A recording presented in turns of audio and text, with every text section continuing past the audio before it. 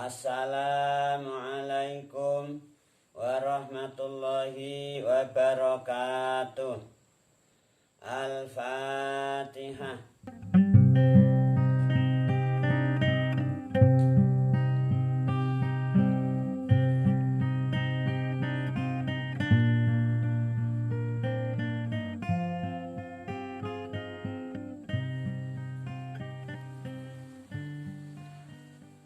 Alhamdulillah, kita dapat bermuajah kembali dalam majelis yang penuh berkah ini, insya Allah. Majelis kajian Tafsirul Jalalain. Insya Allah, pada pertemuan kali ini kita akan membacakan surat Al-Baqarah ayat 145 sampai dengan 146, insya Allah. Baiklah, mari kita ikuti bersama pembacaan surat ayat tersebut. A'udzu billahi minasy syaithanir rajim. Qala Allah Ta'ala wa huwa astaqul qailin. Wala in ataita lan yekti lamun nekakno sapa sira ya Muhammad. Walain ataita lan yakti lamun nekaake sapa sira ya Muhammad alladzina ing wong akeh utu kang wis diwenehi sapa alladzina alkitaba ing kitab, yaitu orang-orang al-Yahud dan orang-orang Nasara. Al-Yahud dikasih kitab Taurat, An-Nasara dikasih kitab Injil. Mereka itu ditegaskan dalam ayat ini, sungguh jika engkau ya Muhammad memberikan kepada mereka bikulli ayatin ing saben-saben ayat, saben-saben dalil gitu loh, bukti yang realita, yang otentik.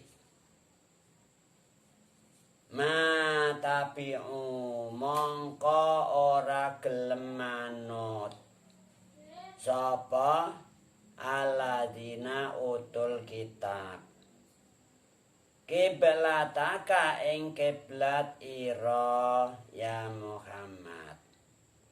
Jadi kisahnya ketika itu Rasulullah Shallallahu Alaihi Wasallam berada di Madinah, sudah hijrah di Al-Madinah Al-Munawwarah, berdomisili di Madinah Al-Munawwarah.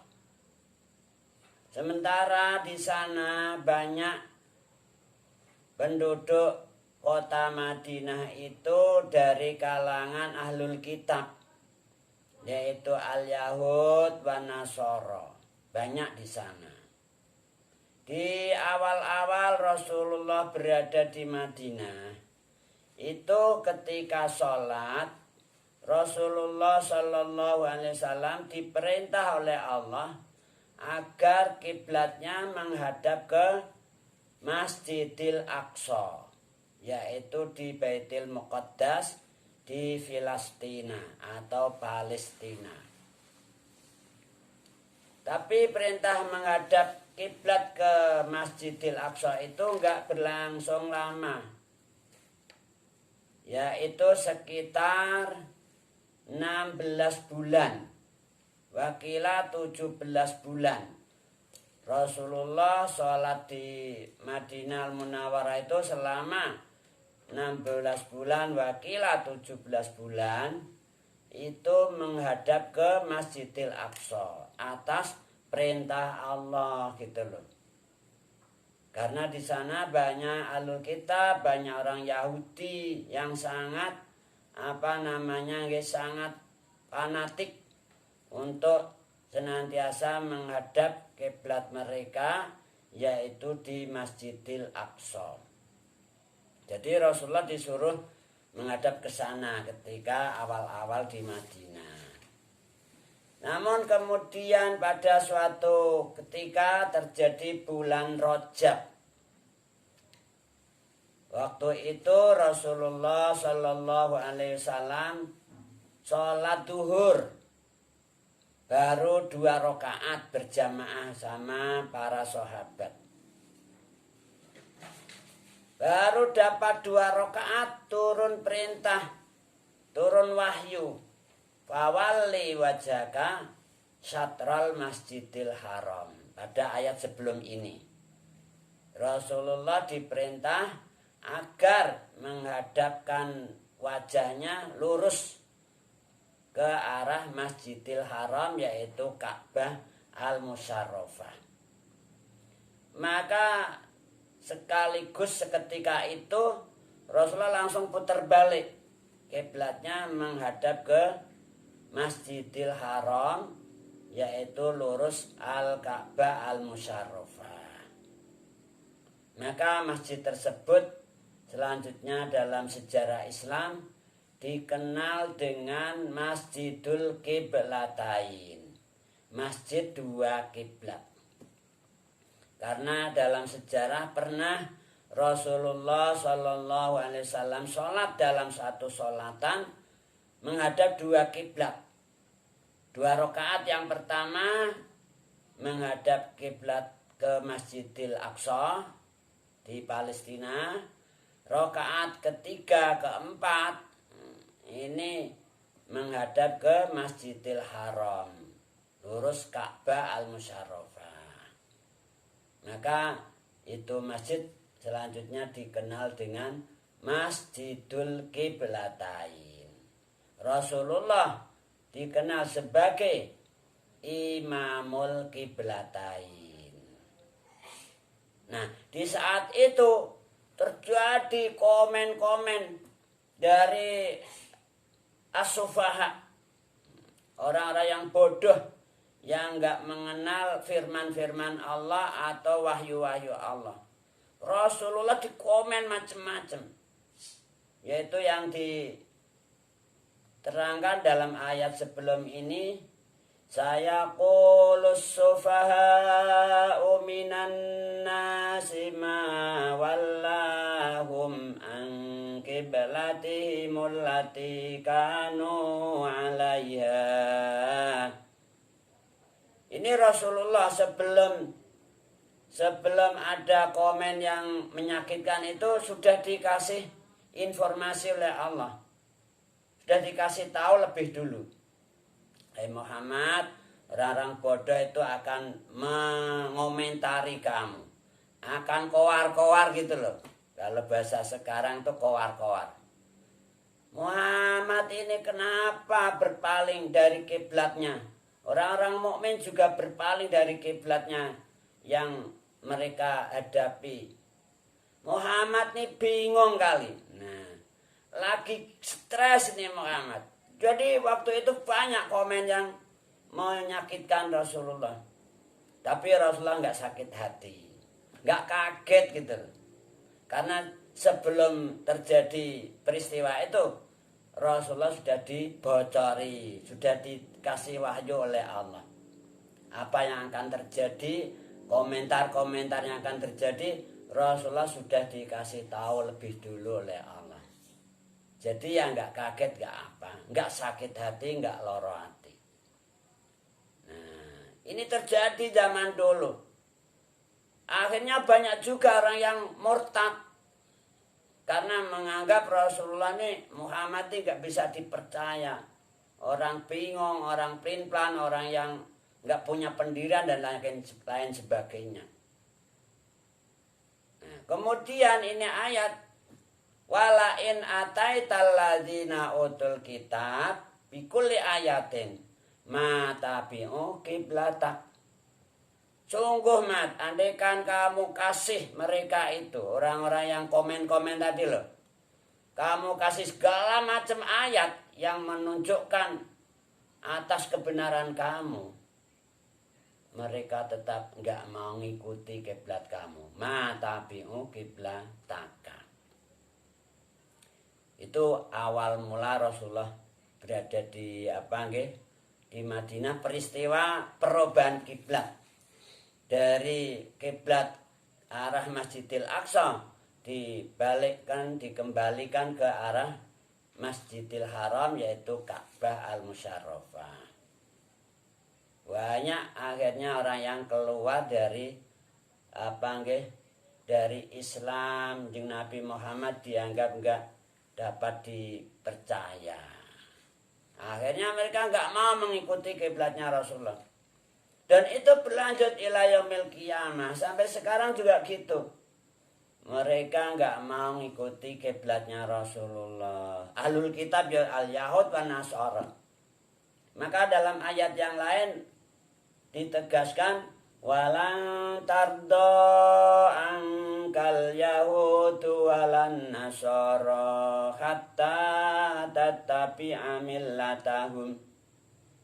Jadi orang Nasrani, orang Yahudi itu enggak akan rela. Walan tardo, Mat, orang Yahudi, orang Nasrani enggak akan rela sama kamu sampai kamu mau mengikuti millatahum, ajaran mereka.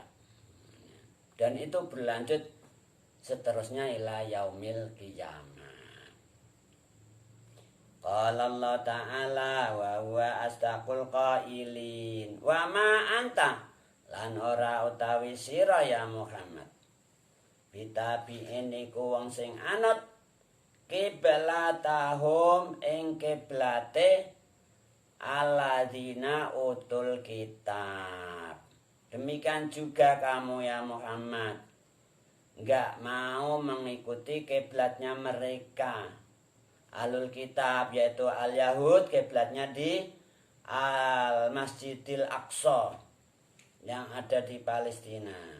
Orang Nasrani, Nasara, itu kiblatnya adalah Matli Asyams, tempat terbitnya matahari. Itu kiblatnya orang-orang Nasrani, atau kalau di sini ya orang Kristen. Di Indonesia itu disebut Kristen. Di Arab sana namanya Nasara. Ini kiblatnya Nasara, Matli Asyams, yaitu arah terbitnya matahari. Jadi kamu juga nggak mau mengikuti kiblat mereka. Qala Allah Ta'ala wa huwa astaqul qailin wa ma ba'duhum lan ora utawi setengah alladzina utul kitab bitabi'in iku wong sing anut kiblata ba'din ing kiblate setengah alul kitab kang weneh. Demikian juga kelompok alul kitab, sebagian alul kitab juga enggak mau mengikuti kiblatnya sebagian yang lain. Artinya apa? Al-Yahud juga enggak mau mengikuti kiblatnya An-Nasara. An-Nasara juga enggak mau mengikuti kiblatnya Al-Yahud. Sama. Kedua alul kitab ini punya program sendiri, punya akidah sendiri-sendiri, punya visi dan misi gitu loh. Mereka itu inginnya apa? Mengkafirkan kita, orang mukminin mukminat, supaya jadi kafir gitu.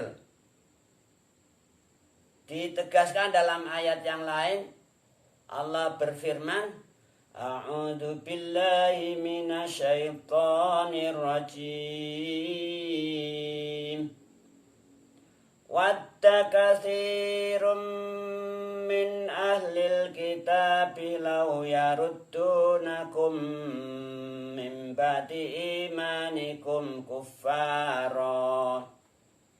Tuh, banyak orang-orang ahlil kitab itu yang ambisi ambisi untuk apa? Mengembalikan kalian mukminin mukminat setelah kalian beriman pada Allah, iman Rasulullah, iman Al-Quran, agar kamu menjadi kafir.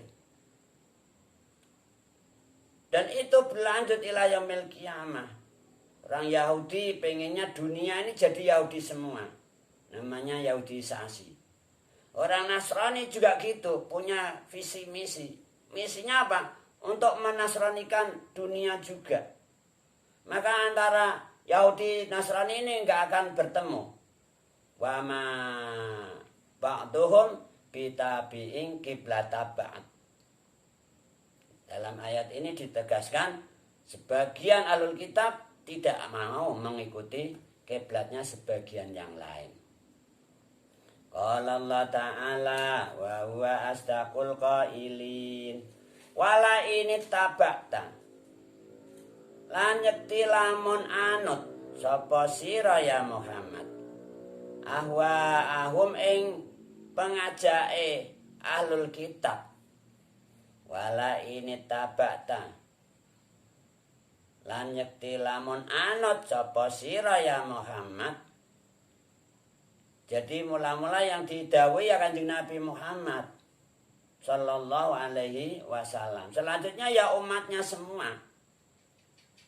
Sungguh Muhammad, kalau kamu mengikuti dakwah mereka, orang Yahudi mengajak agar Kanjeng Nabi Muhammad jadi Yahudi. Orang Nasrani mengajak agar Kanjeng Nabi Muhammad jadi Nasrani. Nah, ini Allah menegaskan wala ini tabakta lan nyekti lamun anut sapa sira ya Muhammad ahwa ahum ing pira-pira kepinginane atau pengajake dakwahe ahlul kitab mimba dima saking sawise perkara ja'aka kang wis teka apa mah ka ing sira ya Muhammad minal ilmi nyatane wahyu Allah yaitu Al-Quran. Al-Quran menegaskan fawalli wajhaka syatral masjidil haram. Jadi Nabi Muhammad sudah diperintah agar sholatnya menghadap kemana? Ke arah Masjidil Haram. Lurus Ka'bah Al-Musyarrafah. Ini ditegaskan, sungguh mat kalau kamu mengikuti dakwah mereka, mengikuti ajakan orang Yahudi, akhirnya kamu jadi Yahudi. Mengikuti ajakan orang Nasrani, dakwanya orang Nasrani, akhirnya kamu jadi Nasrani. Setelah kamu kedatangan wahyu, yaitu perintah-perintah Allah Al-Quran keseluruhannya ini, malah Al-Quran kamu tinggalkan, kamu mengikuti dakwanya Al-Yahud, Al-Quran kamu tinggalkan, kamu mengikuti dakwanya orang Nasara. Innaka sak temene sira ya Muhammad idan ing dalem nalikane iki anut ahwa ahum lamina zalimin. Mongko yekti iku setengah saking pira-pira wong sing zalim, wong sing kafir. Jadi kalau kamu ngikuti dakwahnya mereka setelah kamu kedatangan wahyu minallah, malah kamu ngikuti dakwahnya al-Yahud, ngikuti dakwahnya an-Nasara, maka sungguh ketika itu kamu masuk kelompoknya orang-orang yang dolim, jadi kafir gitu loh. Selanjutnya juga seluruh umatnya Rasulullah Sallallahu Alaihi Wasallam, kalau kalian para mukminin mukminat mengikuti dakwahnya orang Yahudi, ikuti dakwahnya orang Nasrani, ya kamu jadi dolim juga. Kita itu sudah dikasih wahyu oleh Allah lewat Rasulullah, Al-Quran. Syariatnya ditegaskan dalam Al-Quran. Lo malah ngikuti protokol mereka, protokol Yahudi. Al-Quran kamu tinggalkan. Kamu nggak begitu yakin dengan syariat Allah. protokol ilahi kamu tinggalkan. Nah ini loh, kamu jadi termasuk kelompoknya orang-orang yang zalim. Lamina zalimin. Nah sekarang sudah terjadi, dunia ini sudah seperti ini, dikendalikan dari sana, dari al-Yahud. Semua harus mengikuti protokol mereka. Nah, kalau nggak ngikuti, ya nanti dikecam, di komen, segala macam komen. Nah, ini terjadi zaman sekarang ini sudah dikendalikan dari sana. Masjid diatur-atur, harus dikasih jarak, jamaah nggak boleh rapat, nggak boleh berkerumun dan lain sebagainya. Ini protokol-protokol alul kitab itu. Protokol Rasulullah kan nggak gitu. Wahyunya dari Allah kan nggak gitu. Sawu sufufakum. Ayo luruskan barisan kamu. Wasatul furat. Rapatkan barisan kamu. Loh sekarang diatur. Harus mengikuti protokol kesehatan. Takut nanti ketularan penyakit ini, penyakit itu. Nah ini loh imannya jadi ngambang. Gara-gara apa? Meninggalkan protokol ilahi. Malah mengikuti protokol ahlul kitab. Ya Allah. Akhirnya imannya ngambang. Nggak yakin.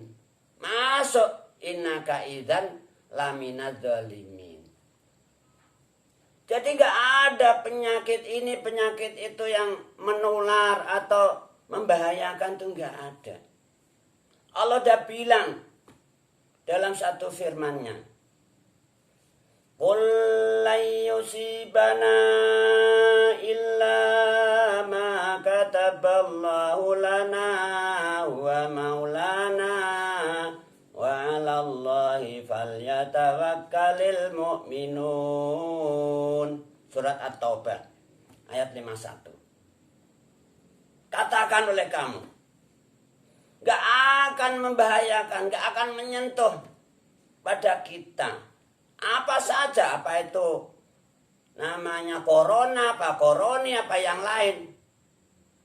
La yusibana illa ma kataballahu lana huwa maulana, kecuali suatu apa saja yang sudah ditentukan oleh Allah, yang sudah digariskan oleh Allah, pasti itu terjadi.